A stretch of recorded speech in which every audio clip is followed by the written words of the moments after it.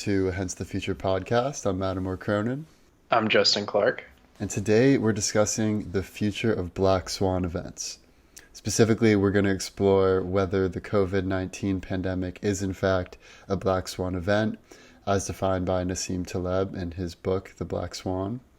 And if so, what we should do collectively to safeguard our health and also our wealth and financial assets in this time of crisis. We'll also explore the future of Black Swan events more generally and how you can become what Nassim Taleb calls antifragile, which is someone who thrives in times of crisis or uncertainty.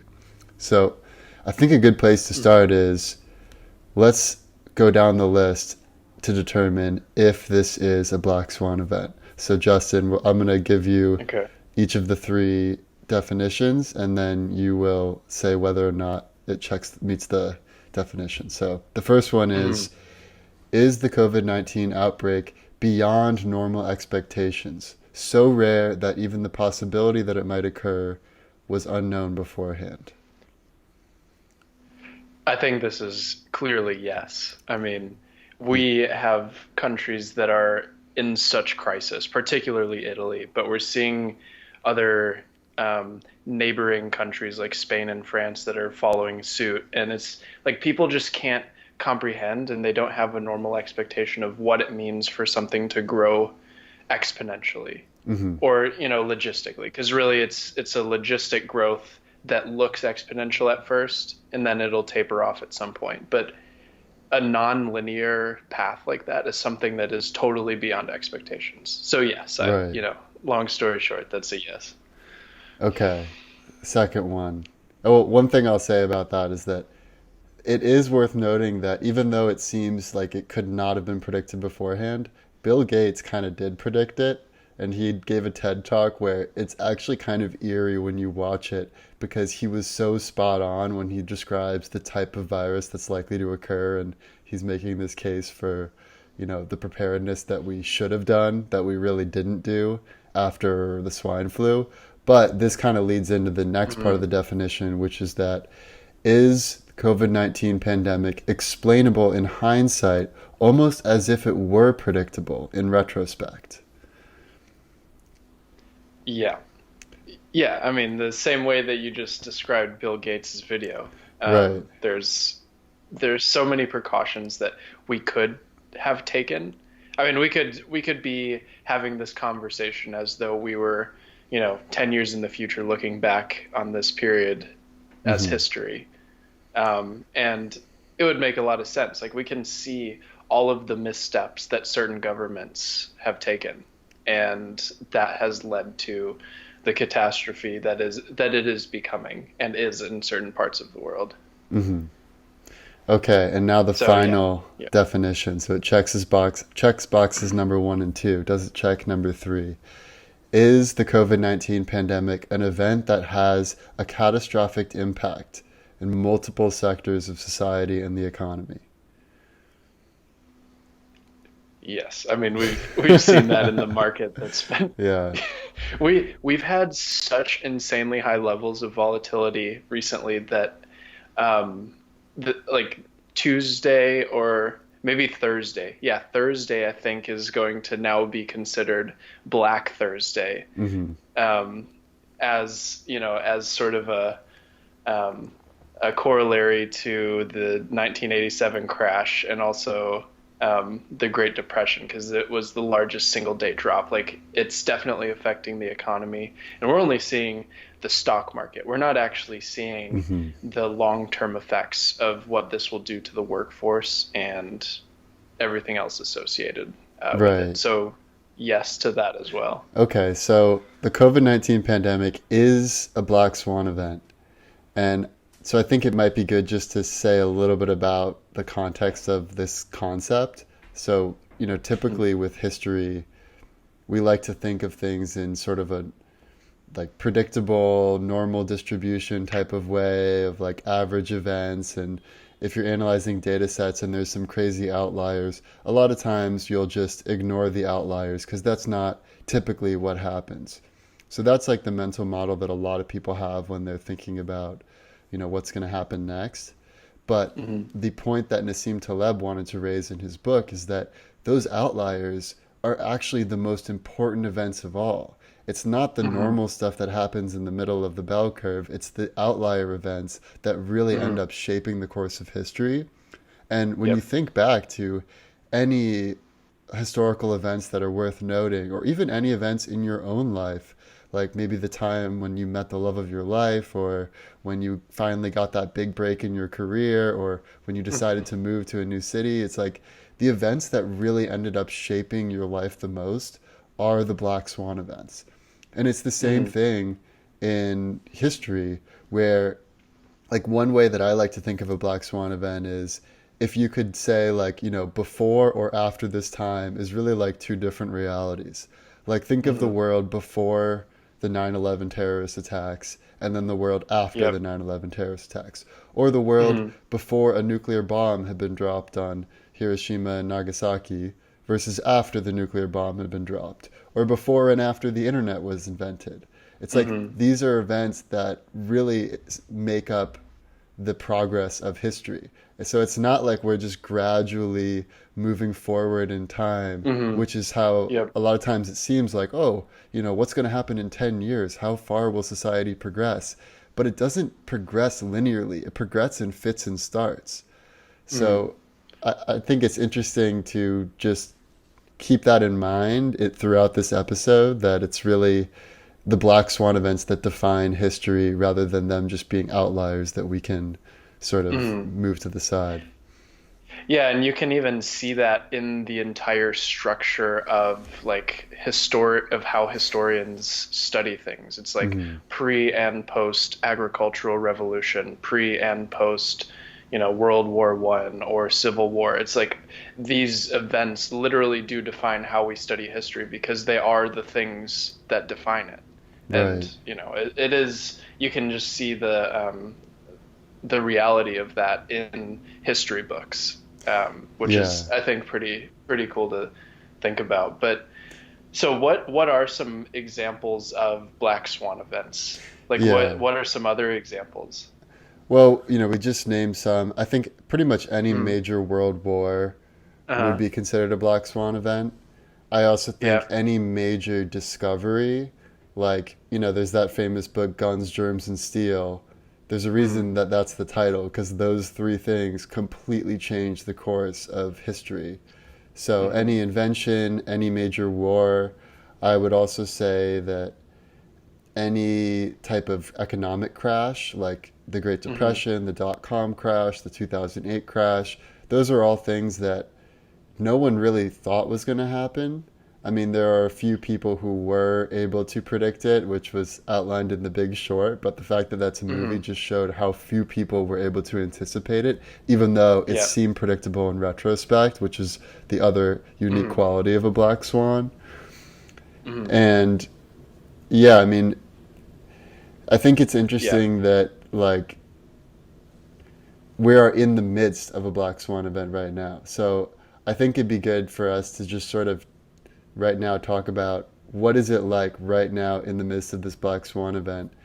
Because I shared with you a few charts that I saw from The Economist, Hmm. which is basically where we are right now. And if you look at this curve, it is just absolutely straight up and down at where we are right Hmm. now. I believe the doubling time Yep. is every 6 days, the number of infected people in the US doubles right now. Yeah, I think it might even be faster in the US because we're like underestimating. We don't have enough tests. Like that's the root of the issue too. Hmm. There's so many like things coming together to make it even more of a black swan event. But anyways, I'm sorry. That's Yeah. like And if it's then, 6 days of doubling. right. So that's like on like sort of the health side of Yeah. how are things going with people being infected and all of that.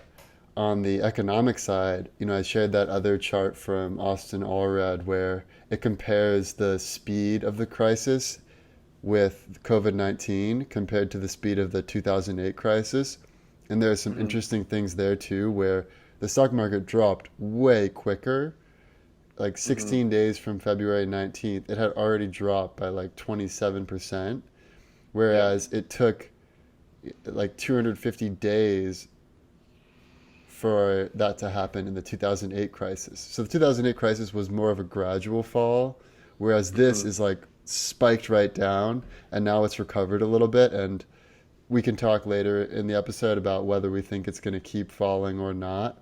But, Hmm. given that you're in Tennessee, which is one, unique part of the world of the US, and I'm in LA, it'd be interesting to compare how are people reacting in your neck of the woods versus in my area. Hmm. So what's it like over there?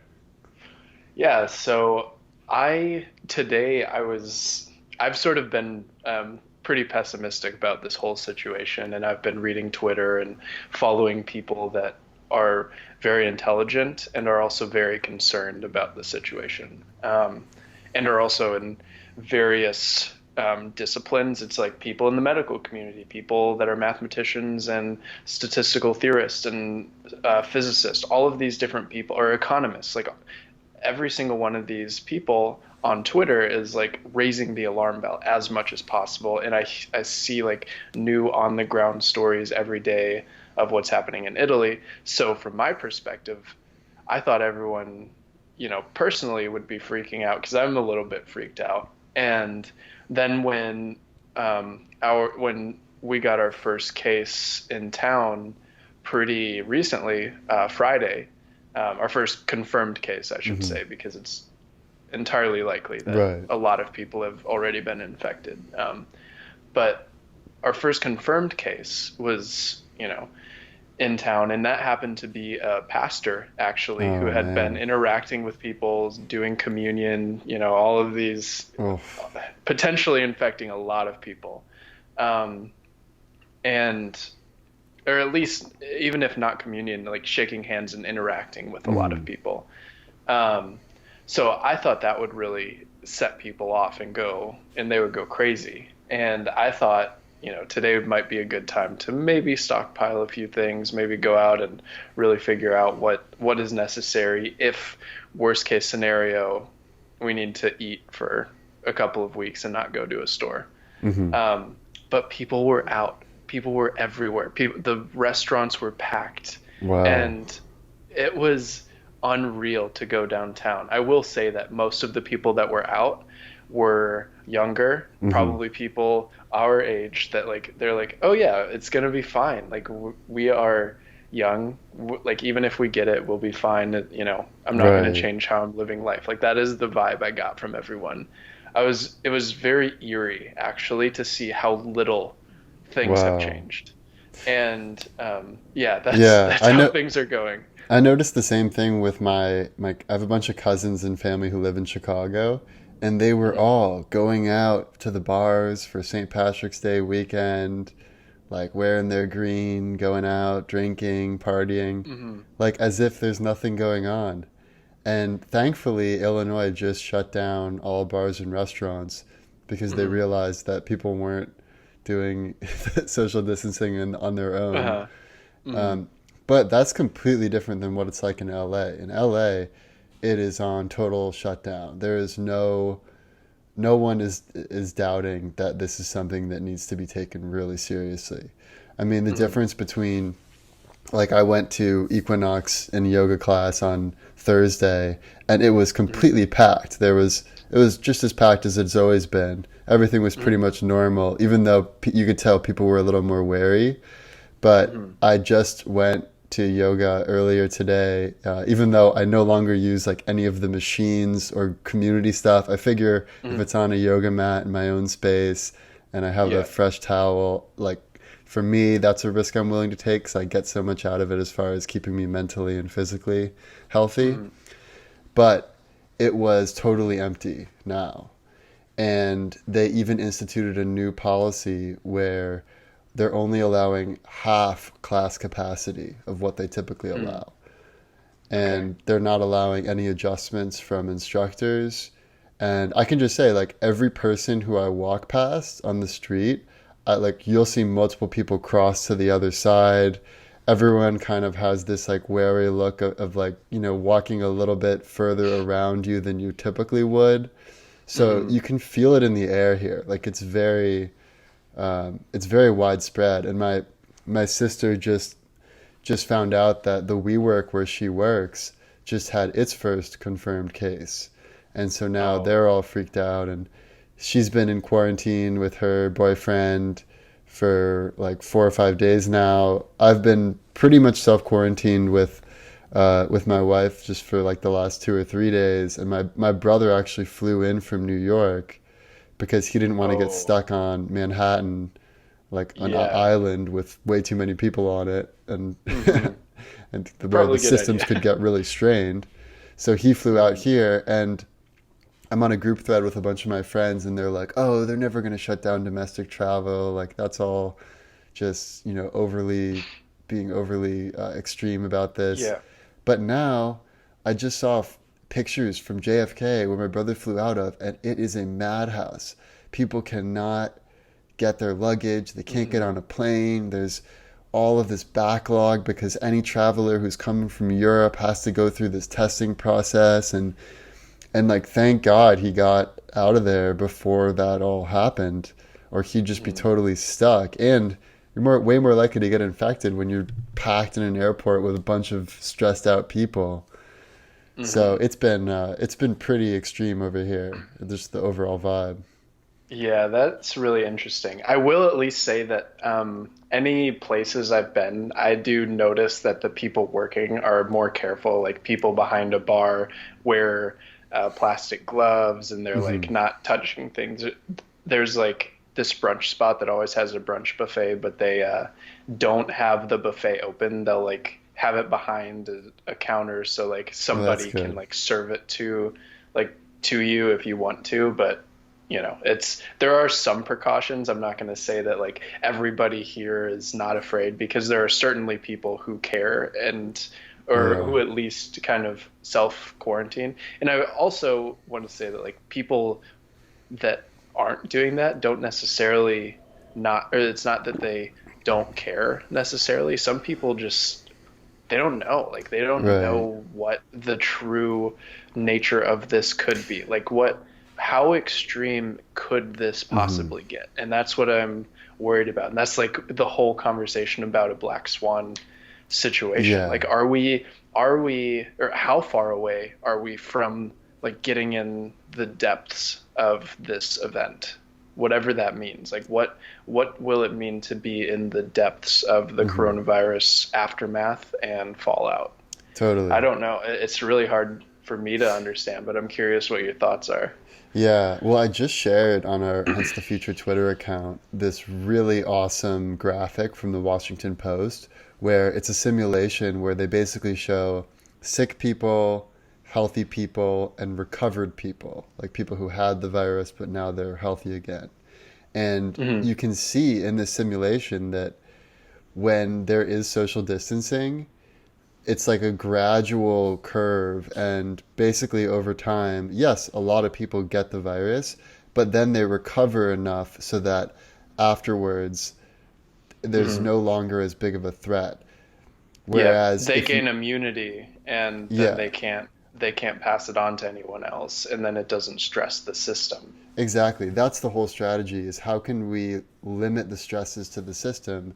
And I don't know what it's like at hospitals in Chattanooga, but in LA, every time I've had to go to the ER, like I had to go a few months ago because I had really bad food poisoning, I had to Hmm. wait for like 4 hours. This was just like some random day. There was no crisis going on then. I had to wait four Hmm. hours. It was absolutely miserable. I was like, oh my God, I can't believe how awful the healthcare system is. I think that every single time I have to go to the ER or something.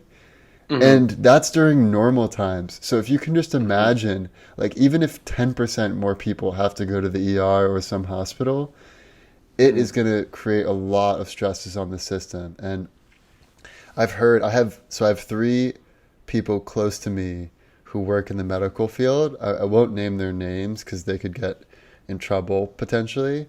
But what they've told me is really worrisome. So have one friend who works as a doctor, and he actually performs a lot of surgeries. It's not like ER, but and he is absolutely amazed that there are no protocols at the hospital where he works for what if you're treating a patient and they clearly have coronavirus symptoms. There's like currently no protocol for what they're supposed to do. There doesn't seem to Hmm. be much concern for the doctors themselves getting sick. It's more just about like, oh, are you able to be here and work? Like, we don't want you traveling anywhere. We need you in the hospital doing work. Like, that's sort of the vibe. Hmm. And there's no extra safety. Like, doctors should wear masks even. Like, something super Hmm. obvious isn't even being implemented at the hospital where he works. I have another friend who works as a registered nurse in the state of Hmm. Washington, and he says that they have that the hospital has told nurses and doctors not to list people as having coronavirus, even if they know they have it, because they don't want like the bad PR of like too many people in their particular hospital having it, like just they don't want the numbers to look too bad for them, which is really Oh worrisome. no. And then they're also saying because they have so few tests, they're not testing people who like if they really obviously are really sick and probably have the virus, they'll just treat them and not even test them to confirm that they have it. Or if it's mild where, let's say like I have all the symptoms. I have a fever, I have a dry cough. I go in and I say, "Hey, I need to get tested. I think I might have coronavirus." If they look at me and they think, "Well, you're not bedridden yet, right? Like you're not that sick." They'll just send you home. They won't test you because they only want to use their tests on people who are really severe and they're not sure whether or not it's coronavirus. And then Hmm. I would just say the third friend I have works in the health tech space, Hmm. and he thinks that within 1 week there is going to be a massive, maybe not like, maybe systems collapse is too strong of a word, but there's going to be a major healthcare industry wide slowdown Hmm. where basically you just really don't want to have to depend on the healthcare system right now. Yeah. And one recommendation I will say is that if you're insured, go to your insurance provider's website and look at what their resources are for the coronavirus because a lot of the health insurance companies are giving telemedicine options. So most of the time you shouldn't go to the doctor even if you're really sick in this type of event. Rather, you should call and like video chat a doctor, get the diagnosis, and they're working on the ability to basically swab it yourself, send it into a lab, and then get confirmation whether or not you have it. I don't think that last part's been implemented yet, but if Hmm. anyone listening to this thinks they might have it, I would recommend finding the number to call where you can get telemedicine support rather than Hmm. going into a hospital where you might infect others. If you're not sick, you might get infected, and you're probably going to have to deal with ridiculous wait times. Hmm. So, yeah. Okay. That is extremely worrisome, particularly your second friend who was Hmm. saying that the numbers are being padded or like valued essentially, Underreported. like Yeah. underreported. That is so bad. Like literally the first thing that every health official, World Health Organization person is saying, we need to track down the virus. We need to at least know where it is so we can contain it. If we're Hmm. shooting in the dark, we can't do anything. We can't do anything. Right. You and I could both have it right now, and we could be transmitting it to people. I mean, Yeah. we like a lot of people are asymptomatic, Yeah. and Yeah. even though they're asymptomatic, they could be like spreading it. And that's the thing that makes these sorts of events so problematic is that they cascade, Hmm. and that's sort of what people think of as this like exponential growth. So if you think of like the multiplication or the multiplying of this virus is something along the lines of like 1.15 to 1.25 times where we were today, that's where we're going to be tomorrow. So Hmm. 20% higher infections tomorrow of the infections we know about. But we could honestly be off by orders of magnitude, which is only, I mean, to be fair, when we're talking exponentially, that's only a week apart. Yeah. 10x is only a week or two away from where we are right now.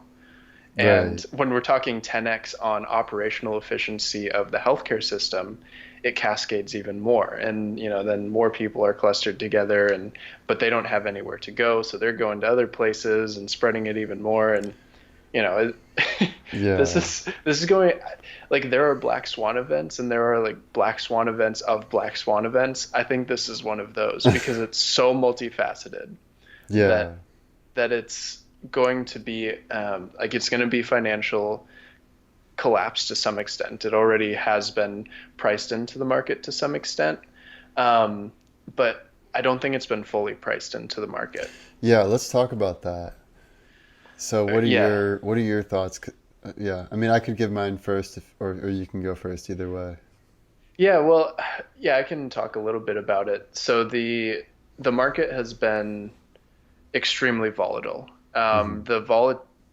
So there's this ETF that measures the S&P 500's volatility or the implied volatility, and that's called VIX, VIX. That's the symbol if you want to look it up. But you can see that this graph has shot up beyond, I think it's beat all records. It's been at the highest it's ever been, and it's not like previous crashes because there are crashes like it's happened before, but typically the rebound is fairly quick and or volatility drops back down really quick once people Hmm. realize like okay, this is sort of the new normal. Right. Nobody knows what the new normal is. One day the stock market fell 9%. Hmm. Very next day it rose 9%. That's unheard of. And before that it was falling 4%, then 4%, and then it went up 5%, and then it Right. fell like 6%. And it's completely like it's in this situation where nobody knows what's happening. Nobody knows how to price it in. And what I think the issue is people are freaking out, which is fine. Like it's good to price this sort of things in, and relatively speaking, markets are efficient. Hmm. But I don't think that the price, like the true cost of the coronavirus, economically speaking, has been priced into the market, meaning the stock prices are going to probably keep falling to some extent. Once we actually hit crisis mode in the US, when healthcare systems are overloaded, and we see a situation like Italy and like Hmm. probably Spain and France will see in the coming days, that's when we're going to see the stock market Right. crash even further. And it's yeah, I Yeah. don't know. I No, want to I know what you think. I think that's really on point, and it's sort of how I feel as well. Because there's this interesting psychological phenomenon, and the stock market is as much of a psychological machine as it Hmm. is a financial machine. And that is Hmm. that if you don't personally know someone who has it, it feels very unreal to you. And Hmm. we haven't reached the level of infection where most people know someone who has it, or at least 2 degrees removed, know someone who knows someone who has it. But once Hmm. we reach that point, I think there's going to be a different new level of panic that will set in, which will be reflected both in the financial markets and in the stresses to our healthcare systems and other systems. I mean, we Hmm. we had a little bit of that with the Tom Hanks and his wife Rita getting coronavirus Hmm. because they're at least someone that everyone knows of, even if you don't know them Hmm. personally. Yep. But we're not at the stage where people know someone personally who has it, at least in the majority of cases. And that's why it's people are able to live in denial right now, especially Hmm. people on the right, because Fox News has been really downplaying this. And it's this interesting dynamic where it comes from a good place in the sense that they want the economy and the markets to be strong. So they're Hmm. sort of saying, well, yeah, it's a crisis, maybe, but, really, it's not as big of a deal. The media is going a little bit overboard. Like, that's kind of the vibe. And it's because they Hmm. want the markets to do well, so they're trying to downplay it. And there's also the Hmm. hidden fact that if the markets do well, Trump's more likely to get reelected. So that definitely Yeah. plays Yeah. into it as well. But I've noticed that in different parts of the country, really conservative parts, tend to be less worried than really liberal parts of the country. And part of the sad reality of that is that a lot of conservatives are old, unhealthy, sickly white people who Hmm. are most at risk. So it's like Hmm. it's a recipe for disaster, really. Yeah. And Like their base I is mean, like my the. my grandma is she watches Sean Hannity every day, and she's still going to church every day. She's 90 years old, and no matter what, my dad or anyone else tells her, she's just going to keep doing what she's doing. But I wonder, actually, I don't even really have to wonder. Like, I'm pretty confident that if Fox News said, this is really serious, stay in your homes, this is Mhm. not a drill, I can imagine, like, she would follow that advice. So it's worrisome on that in that dimension as well. Yeah. Yeah, I'm very curious to see what the situation will look like in the coming weeks, especially with the media and Fox News, because there's going to be a point where they have to admit that it's a problem and they have to let their people know that they need to protect themselves and protect other people. Hmm. So, yeah, I'm very the problem here is I'm more pessimistic than usual on this Yeah. particular one. But I think these sorts of black swan events are the culmination of so many different factors. The one black swan event leads to another black swan event leads to another black swan event. Like Hmm. people, for example, the just Trump getting elected in 2016 could be considered a black swan event. Hmm. It Yeah. seemed entirely unexpected. Right. And but in the aftermath, you realize like, oh wait, like it totally makes He was sense why he persuasive. was like, The media yeah, couldn't stop covering him. He was so interesting. uh-huh. Everything that came out of his mouth is a new news story. Hmm. And that's what I'm so concerned about. It seems like black swan events are becoming more and more common, right? Yeah. And it's not just that they're becoming common individually. It's almost like there's this sort of causality that's Well, resulting from. Yeah, go it's ahead. the speed of progress is ramping Hmm. up. And it's like, Yeah. Tim Urban has this great analogy or metaphor where he talks about how it's like if you read a book of all of human history, the first like let's say it's a 500-page book, it's like the first Hmm. 490 pages are us just like doing our hunter gatherer things, like whatever. Hmm. And then like there's like a few pages where there's like the industrial agricultural revolution. We are on a page like just on the last like 499th page of the book Hmm. is where like we basically just have unlimited connectivity to one another, like all of human Yeah. knowledge. Like every week there's like more data being created than like all of the previous human history of Hmm. data. And it really does feel like progress is speeding up. So one thing I will say on the optimistic side is that even if this takes the worst possible course, it's only gonna kill. It only has, let's say, a 1% death rate at the worst. So Hmm. even in that scenario, yes, 1 million Americans may die, which is absolutely horrible. But when you consider that there's 300 plus million, that's a pretty Hmm. small fraction compared to, say, the deaths in, the Spanish flu, or when the Black Yeah. Death occurred and a third of Europe was killed. So it's not Yeah. like this is going to be a civilization ending thing. I think a lot of people like my mom, are overly freaked out about it. So you don't want to Hmm. freak out to the extent that it's, really stressing you personally and maybe stressing your immune system and making you more at risk. But it's better in this case to overreact than it is to underreact. Hmm. And so you can react to that if you like, but I'd also like to get your thoughts on, what are some silver linings to this? Like, how do you see maybe society moving forward, or, are there any sort of silver linings we can take away from this type of event? Yeah. First, I'll make a quick reaction. So I was scrolling through Twitter right before we had this conversation, and interestingly, Nassim Taleb was talking about the dynamics of, or he wrote this paper with somebody.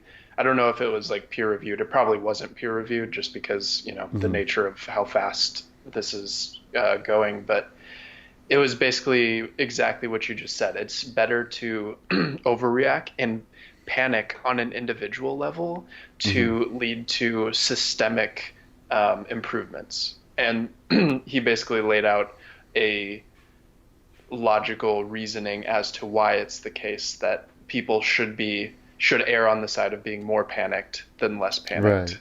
So it's interesting, we're talking about Black Swan events, and Nassim Taleb, the kind of the person who coined Black Swan, Hmm. is the one who's Yeah, wrote yeah. I that think I paper. saw that same thing. Sam Harris retweeted it too, Uh-huh. right? Yep. Yeah. Yep. So Nassim Taleb wrote the book Black Swan, but his Mm-hmm. most recent book is called Antifragile, and it builds on the same concepts of the Black Swan, but it's more about Mm-hmm. what can you do to prepare yourself for the inevitable black swans that you will encounter in your life. And the Mm-hmm. way he talks about it is how can you become anti-fragile? And what that is it's the opposite of fragile. So if you imagine like a delicate teapot that's super fragile, that if there's a Mm-hmm. little bit of shaking, there's a good chance it's going to break. What's an Mm-hmm. example of something that if there's a little bit of shaking, not only is it fine, but it actually gets stronger the more that Mm-hmm. the more chaos or uncertainty or stress there is. And the Mm-hmm. biggest example that at least resonates the most with me is hormesis, which is this natural process where if you have a little bit of poison each day, then when someone tries to assassinate you with poison, you're immune to the poison. And so you're totally fine. And this goes back to Mm-hmm. the ancient Roman times and all that. In the same way, with exercise, you're stressing your body and your body becomes stronger. It's like what doesn't kill you makes you stronger. There's the same thing Mm-hmm. with hot and cold therapy, where you expose yourself to extreme temperature differences, also intermittent fasting. A lot of the stuff we've talked about, which also relates to aging, is on this Mm-hmm. theme of being anti-fragile by allowing stressors in. So I'm Mm-hmm. interested to hear your thoughts on that and if how that relates on the systemic level. Yeah, well, so kind of like you were saying, this hormesis is just a beautiful thing about the human body. And like one of the most relevant things that we can talk about now is, let's say you get the coronavirus. You know what your body's going to do if you're a healthy individual and not at risk? It's going to develop immunity to it. And basically, it was introduced with an extreme stress that's literally throwing the world into chaos. And what does your body do? It learns, it has these immunity cells that basically remember what Hmm. happened in the past, and that's what immunity is. It remembers what happened, and it's going to remember it for the hopefully the rest of your life, and you'll never get coronavirus again. That is the Yeah, it's hope. the same way a And there vaccine might works. yeah, exactly. And it happens with so many things. Like when you get chicken pox, you get immunity to it once and you never get it again. Like it's beautiful. And to talk a little bit about the silver lining would be to talk about the anti-fragility of society as a Hmm. whole. So Yeah. what happens when society goes through an insane stress? One example of those stresses would maybe be 9/11. Hmm. So let's talk about a little bit more micro. So more on just on the city level. Let's just what happened to New York City. Well, extreme chaos because of what was happening, and obviously a countless number of people died in just one attack.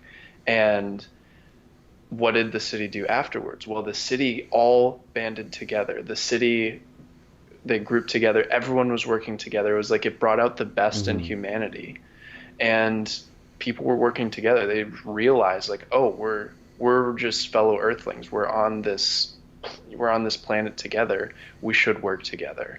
Yeah. And I think in the aftermath of whatever is to come, We also started whether some that's wars just that are questionable ethically in the Middle East after nine yeah, yeah, eleven. yeah, that's why I'm focusing just on New York City. Yeah.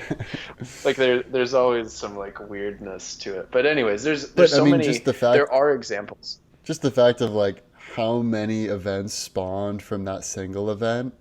Just like think Uh-huh. about how if one attack occurring in New York changes governments and the lives of people in multiple countries, not only in the Middle Mhm. East, but like now we've got like Russia in the Middle East. It's like there's just it really changed everything.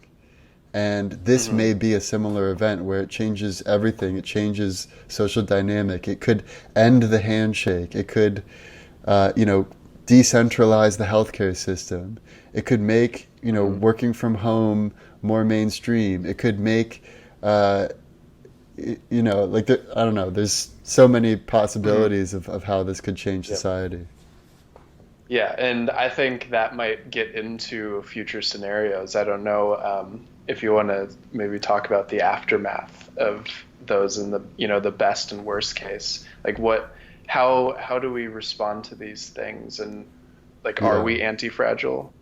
Well, actually, I'm curious. Do you think society is anti-fragile? Like, are we in a position to respond well or respond quickly, I Yeah. guess? Like, So, how much stress do we need to, mhm. Well, I you think know? sectors of society are anti-fragile and other sectors Mhm. are not. So I would say that the technology sector, like Silicon Valley, Silicon Beach, that's a pretty anti-fragile environment because it's Mhm. all being stressed all the time by other competitors on the other side of the world. Mhm. It's constantly having to reinvent itself. It's never Mhm. stagnant. It's always responding in real time. So that's an example of a sector of society that's anti-fragile.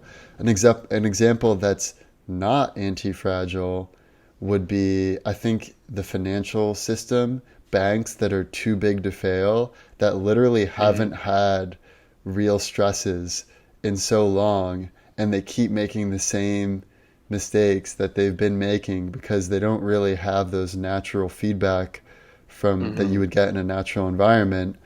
I Mhm. think also a lot of our government institutions are more fragile than anti-fragile.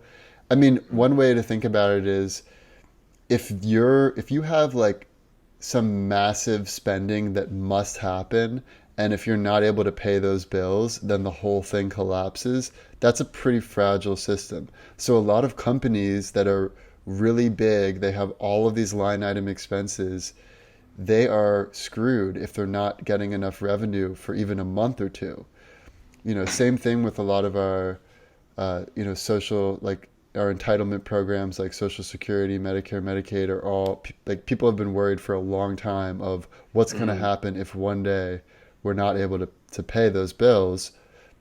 I think also the university system is really fragile Mhm. because there's so much bloated administrative costs, and if people stop going to class, like let's say this lasts a little bit longer and maybe they don't get paid for the fall semester or whatever the next semester is, Mhm. then they are not going to be able to keep everything up and running. Whereas, let's say on the flip side, if you run some like online education business, you're super anti-fragile because no matter what happens, like the whole world could get blown up as long as your servers didn't get blown up and they're like floating around in space somewhere, like you're fine. Like so Yeah.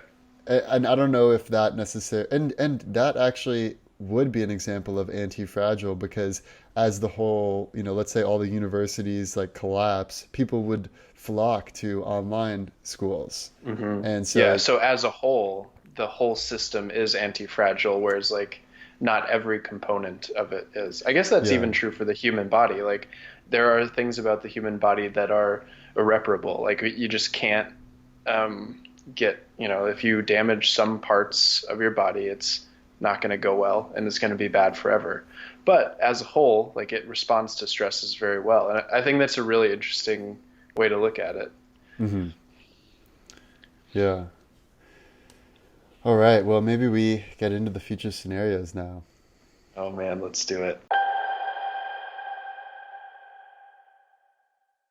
All right, Justin, what is the worst case scenario for the future of black swans?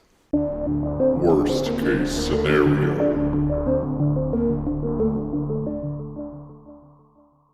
Yeah, well, I'm going to, maybe annoyingly focus on the COVID-19 Black Swan event that's going on right now.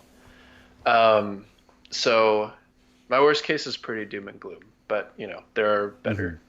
Um, this isn't necessarily the most likely, but so let's say all of these Black Swan events, like what I've been saying, are cascading to some extent. Like there's some sort of interacting pattern. That means that these black swan events are a little bit more likely. So typically these black swan events, if you're looking at them in terms of a probability distribution, they're on like the far right tail. Because not all probability distributions are plain and simple bell curves that just like have a hump right in the middle. Sometimes they start off in the upper left and then just kind of gradually fade off Hmm. to the right. And that would be like day to day, that would basically be like the extreme events. So on the far left, how extreme is this event? Oh, not extreme at all. Those are the most common. And then to the Hmm. far right, you have the tail.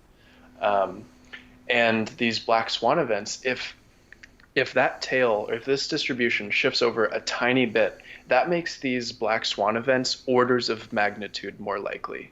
This is the case in climate change related events, or just regular weather events. And this is potentially the case in other low probability events. If we're somehow shifting this whole distribution to the right, we're making these very previously unprobable events way more likely. And in the worst case, that is what we're doing. We keep making these events more and more Hmm. likely because we are whatever it is that humans are doing to the earth, there's a lot of them. Like there's always systems in place somehow to control a population is what it has seemed Hmm. historically speaking if you look at, you know, evolution throughout time and the dynamics of populations of different species.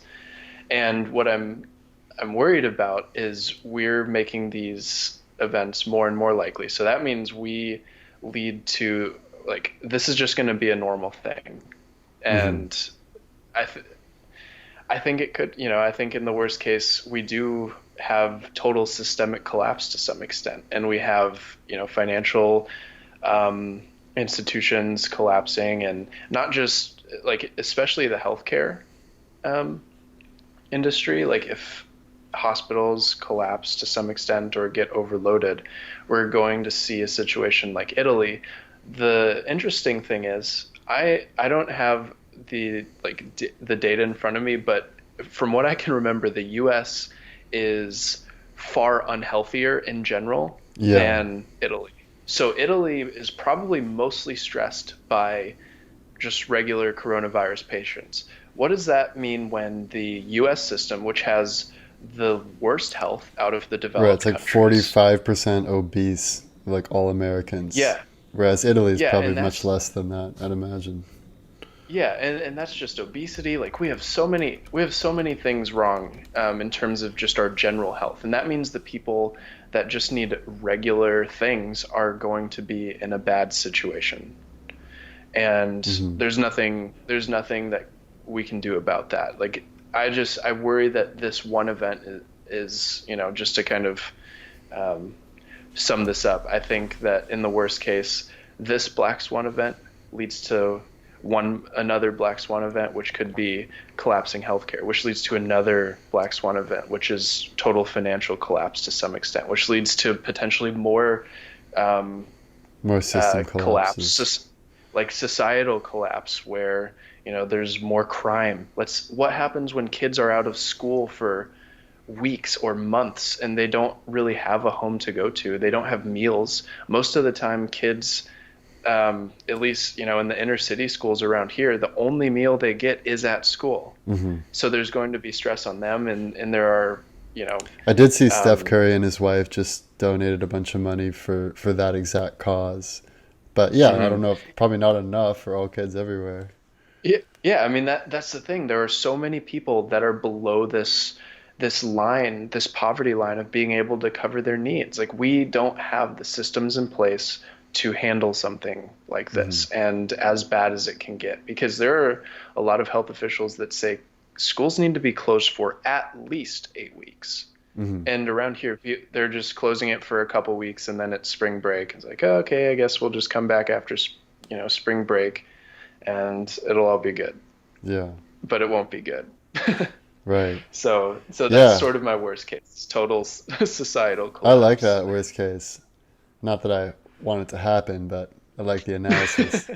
Yeah, I agree with you in that I think if we're limiting ourselves to the current Black Swan event, which is COVID-19, it's not going to be that bad because, like we said, the death rate could be much worse. Like if we had the death rate of H1N1 and the spread rate of the coronavirus, then it would be a totally different type of catastrophe, like orders of Hmm. magnitude greater. So it's worth noting that it Hmm. could be far worse than it actually is right now. But if it Hmm. leads to another sort of collapse, I don't know what it would take for the financial sector to collapse, where essentially there's like runaway inflation, because it looks like the Fed has already dropped interest rates to like 0%, and they've already pumped like trillions of dollars into the economy. Basically, you just let banks add zeros to their checkbooks. I know. Oh my And gosh. and Yeah. it, in 2008 that worked fine. For whatever reason, it's one of these things where it's such a big complex system that no single person really understands it. So you can print trillions of dollars in money. I mean, nowadays it's all digital, so you're not really printing it, you're just allowing them to like Hmm. add zeros. But Yeah. who's to say that at some point people will lose confidence in the dollar? If that happens, that would be a serious systems collapse, and that I believe would lead to absolute havoc.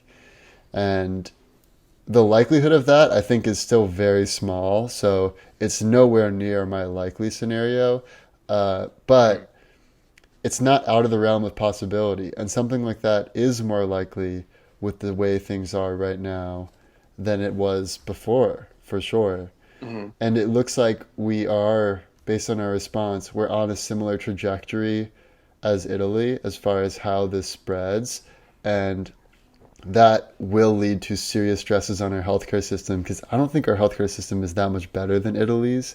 And Italy is at the point where they're having to make decisions of who do we want to give life saving treatment to and who are we just going to let die.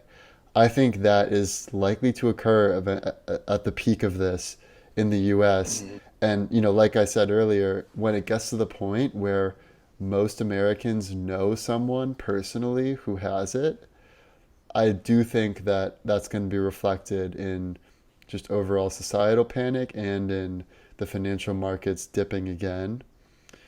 Hmm. So, yeah, I mean, my worst case, if it's just the coronavirus, is not that bad. It's bad, but it's nothing that's going to really threaten society or civilization. But if Hmm. it does unlock another Black Swan event, whether it's financial collapse or maybe a war breaks out or maybe Hmm. there's, widespread looting or maybe some climate catastrophe also happens at the same time. Like, imagine if Hmm. Hurricane Katrina hit right now, or, Oh my if gosh. there's And another, we're nearing hurricane season. yeah. So, Just saying. right. So if another X factor is introduced, I think it could get really bad. But I'm not predicting that as being anywhere near likely to get that bad. Yeah, It's so hard to predict though, because we're literally in the I midst of know. a developing black swan. So maybe And that's now let's yeah. move to the best case scenario. Best case scenario. The best case for me in particular. I'll just stick on this thread, this COVID-19 best case. It's really one of those things where I think there's going to be an extreme stress no matter what. Like even in the best case, like I don't see any scenario where there's not some sort of extreme stress on our system in this particular event. However, I think the best case or the worst case is what happens as a response to this. And we've talked in several episodes what is the likely scenario, and a lot of times it's like something bad has to happen before something gets Hmm. good. And I think in this scenario, in the best case scenario, like we need something really bad to happen before like we realize like, oh shit, like we really, really need to change some of our systems Hmm. and move to a more decentralized system in many respects. So let's say this leads to such a stress on supply chains at one point where we are out of some particular product that is vital, or at least Like close. pharmaceuticals, which come almost Yeah. exclusively from China. Yeah, like there could be supply chains that are, or food, for example. Like there's a Well, a lot of plague of food is, locusts yeah, a lot of food is going. grown in America, so from an American perspective, we're probably okay there. Yeah, hopefully, like Right, right. we don't know what sort of events could come from this. What happens when farmers are not working? What happens when like Hmm. there's a lot, or if there's, contamination in our food? There's a lot of things that could Yeah. stress the food system. But there's a lot of ways that this could teach us to move to a more decentralized system in many respects. A decentralized currency, whether that is a cryptocurrency or some other form of payments that is, backed by something that people trust. And Hmm. maybe there is a more decentralized food supply chain. So we have these indoor gardens, like Elon Musk's Hmm. brother is working on this company called Square Roots that is all about indoor farming in like shipping containers and stuff. So what if we had these little hubs of growth all in pretty much any city, and we can decentralize that system? And if we can improve our healthcare system, like that's the big best case that can come from this, is we realize how bad our system really is at handling something out of the ordinary. And we also realize that it could put many Americans into, bankruptcy essentially if they can't pay their medical bills. Like Hmm. this could just lead to total systemic collapse and rebuilding that whole system. And I think that new system could look really good. I mean, it could be one of those things where we have enough smart people out there. Like I tend to think that there are way more smart people in the world than there are not smart people in the world. And people can learn from their mistakes, I tend to think. And I think we can, if there is something that's actually staring us in the face and we need to change, like people will change, and we can respond to it in a way that like makes the overall system better. Hmm. So I don't know exactly what that better system looks like, but that's sort of my best case, is like the whole system is anti-fragile and responds to this in a way, and strengthens itself for future catastrophes. Yeah. Nice. Yeah, I don't know if I agree with you about most people being smart and not dumb, but I agree with you about the possible good side effects that come from a system being rebuilt. So I would say Mm, on the infection, just health side, I think the best case is that social distancing does work in America better than it worked in Italy. And maybe we are able to avoid the level of disaster that's occurring in Italy right now. I think there are a mm, few things that work in our favor there. One is that if you've ever met an Italian, they love to like kiss you on both cheeks when they meet you, and they use a lot of mm, gesturing, and they speak, and they spit a little bit when they're giving an impassioned speech over some mm, spaghetti, whereas Americans are less like that. So maybe that works in our mm. favor, and maybe also Okay. because we've gotten to see how bad it can get in some countries, we are a little more informed. So it's possible that we'll be able to respond better than Italy in that regard. And Hmm. I would say from an economic perspective, so the best case for health is it's still really bad, but maybe not quite as bad as Italy. On the economic Hmm. perspective, I would say that it's possible in the best case that the market has already priced in the virus. And one fact that leads me to believe that that's a possibility is that the drop occurred so much more rapidly than it did in 2008. And I think overall, our financial instruments and just investor mentality is responds much more quickly nowadays than in any past Hmm. crisis.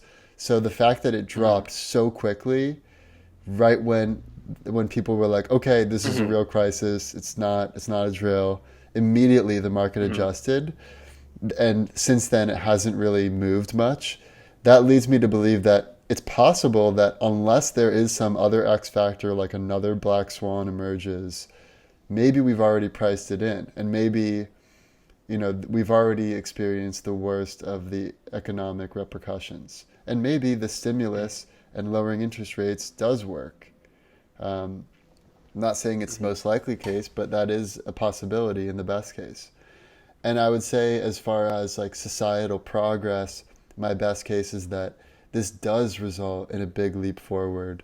And you touched on a lot of the industries that would be improved, such as decentralized healthcare system, where we're not bringing all the sick people into one building and you got to drive there and Hmm. have long wait times.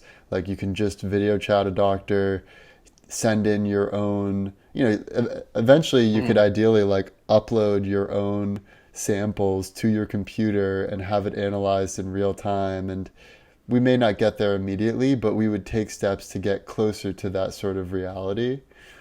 I would say Hmm. also it could mainstream UBI and a lot of the stuff that Andrew Yang talks about, and actually giving Hmm. people support whether or not they are job seekers, right? Like welfare only works if you're seeking a job, but if you're someone who's in the midst of a catastrophe and you used to, you're typically an hourly worker who works at a restaurant and the governor just closed down all restaurants, people like Trump are more incentivized to actually help those people, whereas that would have been Hmm. unthinkable a few months ago. So I think Yep. our attitude towards quote unquote social policies will change. I think we could see serious leaps forward as far as how fast we're able to develop vaccines and treatments. And I think we can also get better at how we track diseases on a biometric level and give people precision medicine, because it seems clear Hmm. that some people are more affected than others. It's probably, genetics probably plays a role, and we there's so much room for improvement in our ability to recognize which people are susceptible to which viruses, which treatments are more likely to cause really bad side effects for which types of people. And ideally, Hmm. we develop drugs and vaccines that are specific to you and your DNA.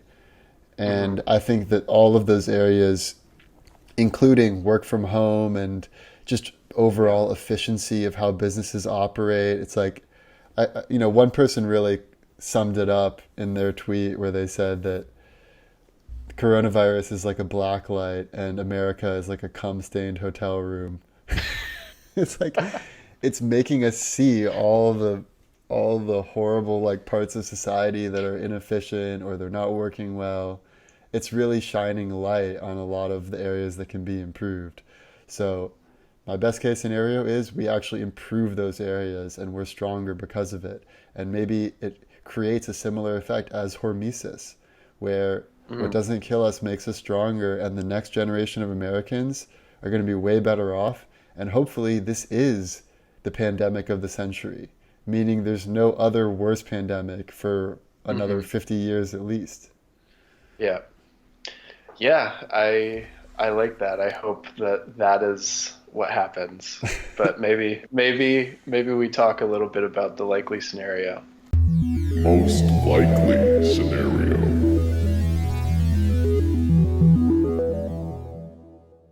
Well, for my most likely, I go back to the notion of do you know people who have the disease personally? You know, we're very tactile beings. If you don't see it and smell it and hear it with your own senses, it's hard to Hmm. really know that it's real. So I think the most likely scenario is that we haven't reached the worst of the health effects of COVID-19. We haven't reached the worst of the economic effects of COVID-19. And only until we get to that level of people knowing someone else who has it, where the virus has peaked in number of Hmm. people who have it on any given day, until Hmm. that time happens, we have not bottomed out with the worst of the effects.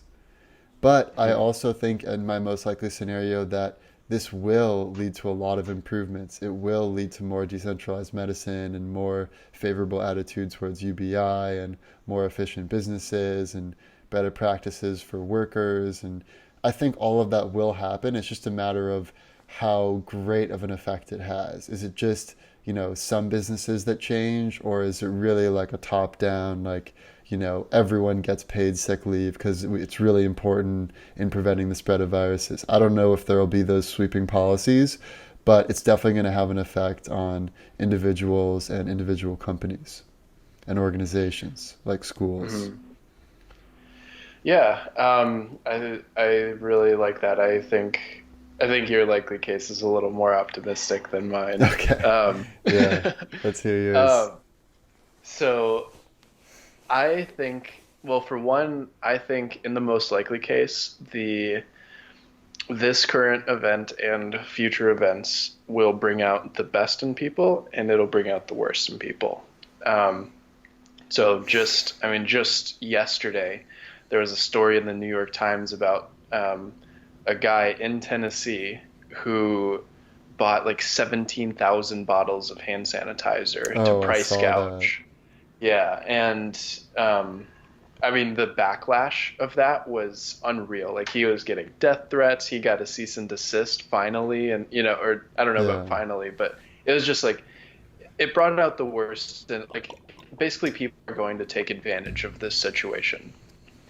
And I just listened to a talk by not a talk, but Yuval Noah Harari was on CNN, and he was talking about how governments and more authoritarian leaning organizations are going to use this as an opportunity to get biometric screening to be commonplace. Like this might be the first thing that happens in China. People just they just have this thing and they're always getting monitored for Hmm. their biometrics.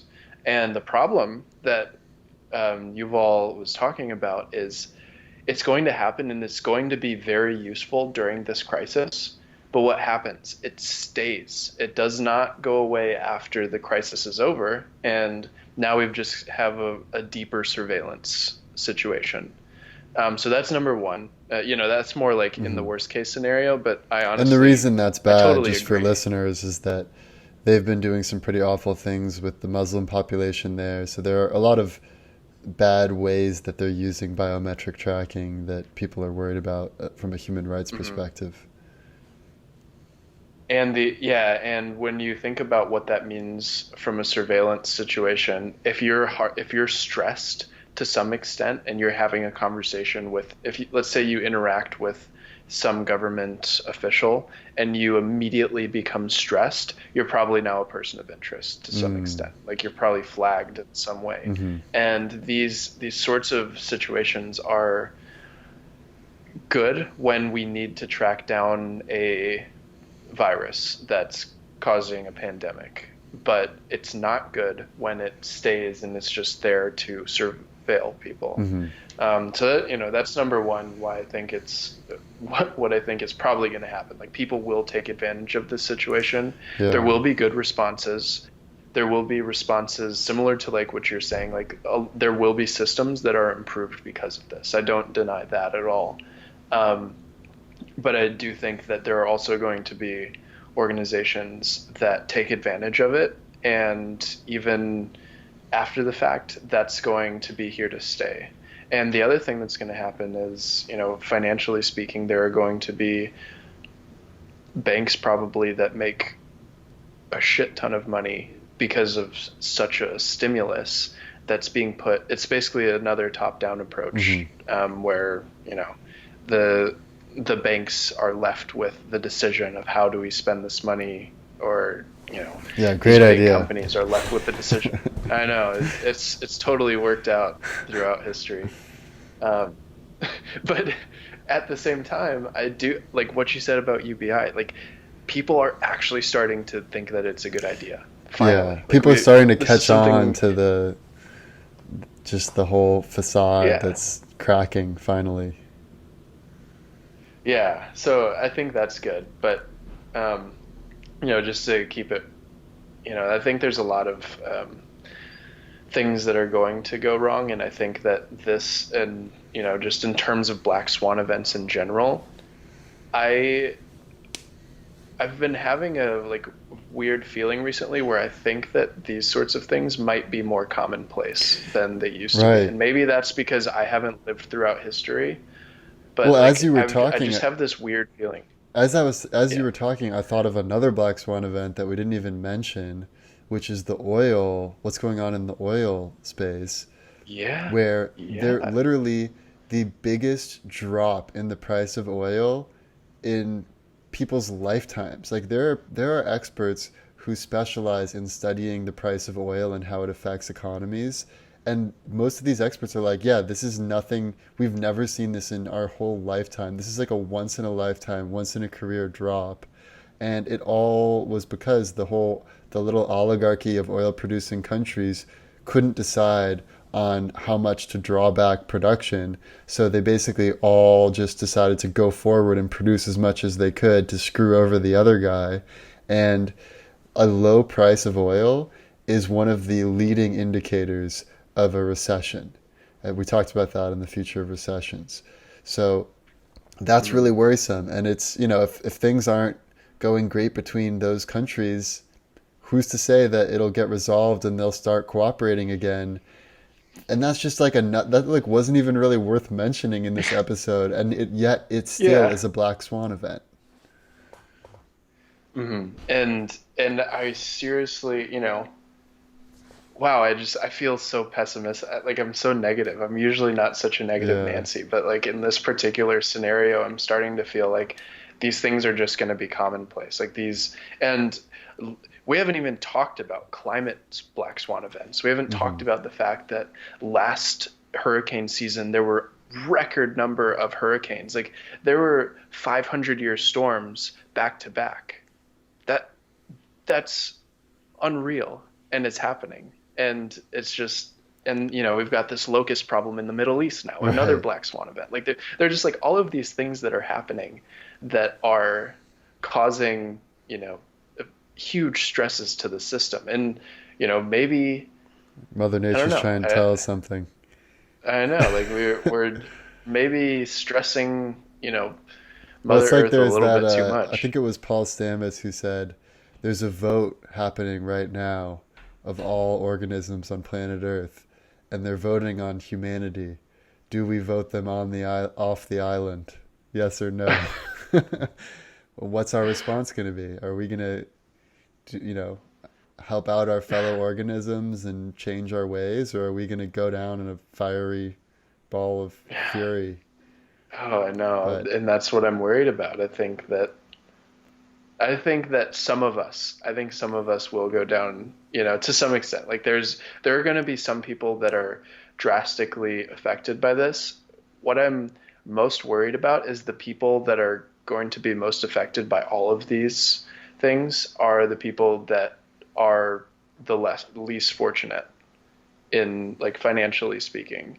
And what that means is this is another situation for people in power to gain more power. Like, this is one of those times that, like, people that are already good, like, they're fine, they're going to be more fine after this situation because right. of all of the opportunities that are going to pop up from a business perspective, and just from a pure, like, networking. There's just going to be so many things that are changed, and the people that take advantage of that are going to be in a disproportionately better situation. And the people that can take advantage of that are people that are already in positions of power to some extent.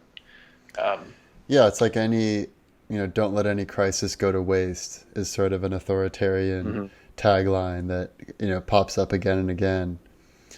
But mhm. yeah, I think, if anyone listening to this is feeling too pessimistic based on our discussion, I would say that it does make sense to overreact in this regard and be as sanitary as you can and self quarantine for the next, at least the next several month or more.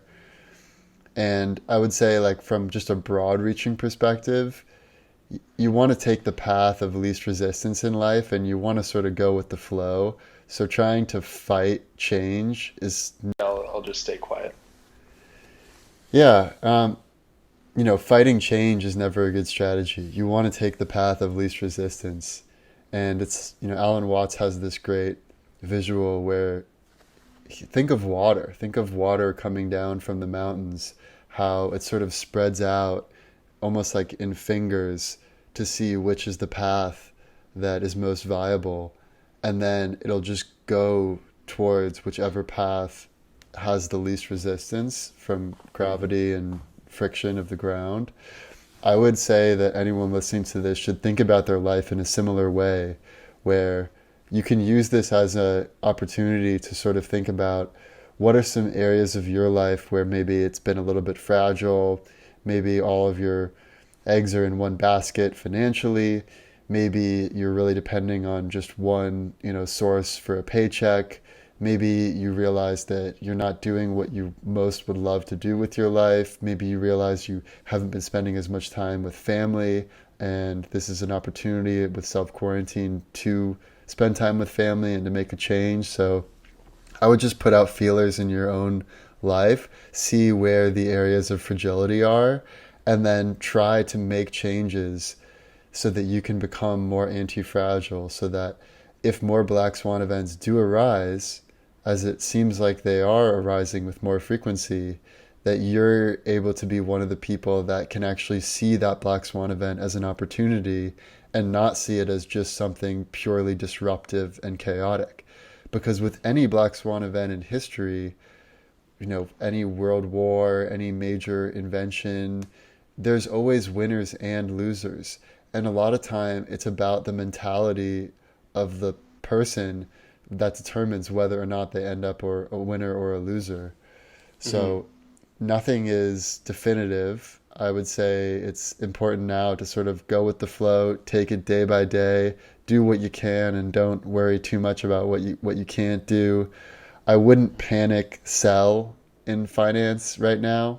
Don't please, like, if This I is the will worst say time to one thing. sell. Yeah, like you don't, it's the opposite of what you ever want to do. Like typically the best thing that you can do if you just want to passively invest is this thing called dollar cost averaging, where you just buy a little bit, like week over week, you just have a set amount. And this is something that you should do always, Yeah. potentially.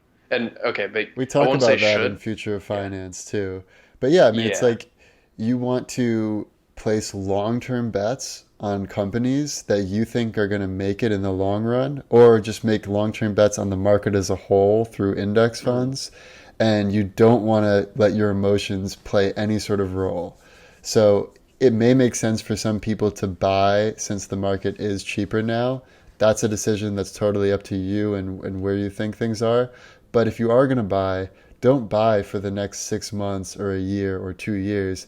Buy for the next 20 years. And, Warren Buffett's philosophy is to never sell stocks, because if you're in the mindset of, oh, when should I sell? You're probably going to miss out on some really big gains. Whereas if you just keep all of your stocks, yeah, some of them will go to zero, but the ones that really hit it big, thankfully you wouldn't have sold them. And in the end, you'll be way better off than you would if you're like every day, like a scared mouse thinking, what should I do? Should I buy? Should I sell? So Mhm. it's important to just take a breath, make non-emotional decisions, but still do what you can in your power to make yourself as anti-fragile as possible for this Black Swan event and for any future Black Swan events. Yeah. I agree. I couldn't have said it better.